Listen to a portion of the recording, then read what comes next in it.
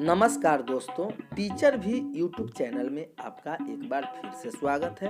आपने इस चैनल को सब्सक्राइब नहीं किए हैं तो लाल रंग का बटन दबाकर चैनल को सब्सक्राइब कर ले और बगल के घंटा बजा दें ताकि इस चैनल पर जो वीडियो अपलोड हो वह सबसे पहले आप तक पहुंचे। हाँ दोस्तों, लाइक करना नहीं भूलेंगे क्योंकि आपके लाइक करने से ही हमारे मेहनत का फल मिलता है। तो आइए जानते हैं नियोजित शिक्षकों के बारे में क्या खबर आ रही है। अब नियोजित शिक्षकों को नियोजित नहीं कहा जाएगा। 4.25 लाख नियोजित शिक्षकों का अब शिक्षक कैडर में चला जाएगा। सैद्धांतिक निर्णय पर औपचारिकता की मुहर बाकी है। राज्य में नियोजित शिक्षकों नियोजन इकाइयों के तकरीबन 4.25 लाख स्कूली शिक्षक अब नियोजित नहीं कहे जाएंगे। उच्च पदस्थ सूत्रों की माने तो इस पर सैद्धांतिक सहमति बन चुकी है, सिर्फ औपचारिक मुहर लगनी बाकी है। प्रदेश के तकरीबन 3,23,000 नियोजित शिक्षक प्रारंभिक विद्यालयों में हैं, जबकि माध्यमिक एवं उच्च माध्यमिक विद्यालयों में नियोजित शिक्षकों की संख्या 50,000 के करीब है। प्रारंभिक से लेकर उच्च माध्यमिक विद्यालय तक के नियोजित शिक्षक तकरीबन 9,000 नियोजन इकाइयों द्वारा नियोजित हैं। हालांकि यह बात गिरर है कि नई नियोजित नियमावली में ऐसे शिक्षकों के पदनाम में नियोजित शब्द जुड़ा नहीं है। बावजूद अपने शिक्षक के पदनाम के साथ नियोजित शब्द जोड़ने से शिक्षक ग्लानि महसूस कर रहे हैं, ग्लानि की भावना के शिकार हैं। इसके मद्देनजर शिक्षक संगठनों की यह मांग रही है कि नियोजित शिक्षकों को नियोजित से संबोधित नहीं किए जाएंगे।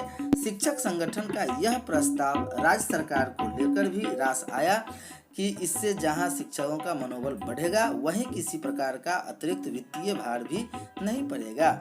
इस पर शिक्षा विभाग ने अपनी सहमति जताते हुए इसे शीर्ष स्तर पर भेज दिया है। हालांकि इस पर शिक्षा विभाग के संबंधित अधिकारी फिलहाल कुछ भी कहने से बच रहे हैं। मामले में संबद्ध एक उच्च अधिकारी ने कहा कि अभी कुछ कहने की स्थिति में नहीं है।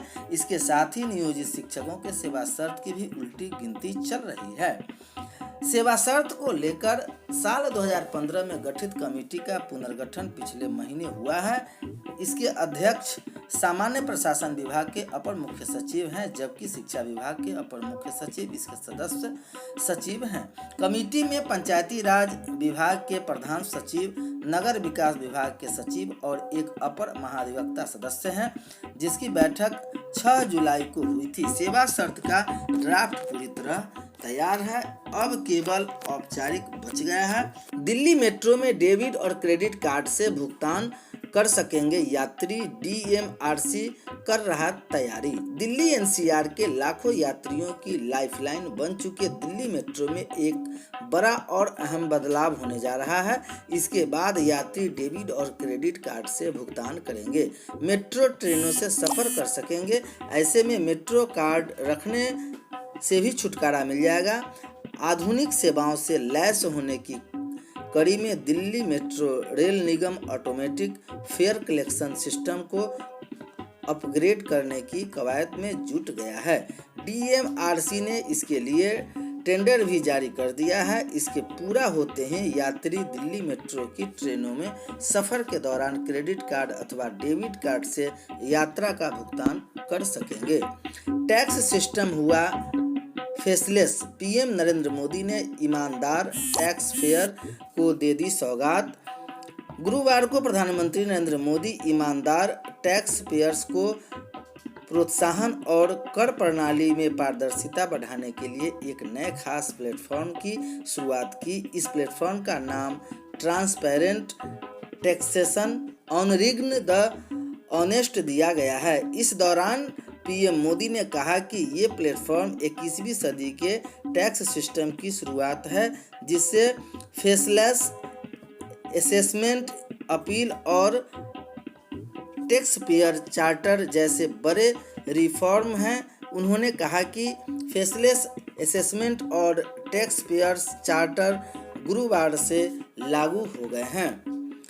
जेके सीमेंट के सीईओ यदुपति सिंघानिया का सिंगापुर में निधन। गुरुवार को जाने माने बिजनेसमैन यदुपति सिंघानिया का सिंगापुर में एक अस्पताल में इलाज के दौरान निधन हो गया। वे 65 वर्ष के थे और लंबे समय से बीमार चल रहे थे। बीते सप्ताह उन्हें कानपुर में से सिंगापुर ले जाया गया। कुछ साल पहले इनकी किडनी ट्रांसप्लांट हुई थी। इसके बाद से यदुपति सिंघानिया की हेल्थ लगातार खराब हो रही थी। यदुपति सिंघानिया जेके सीमेंट के सीईओ थे।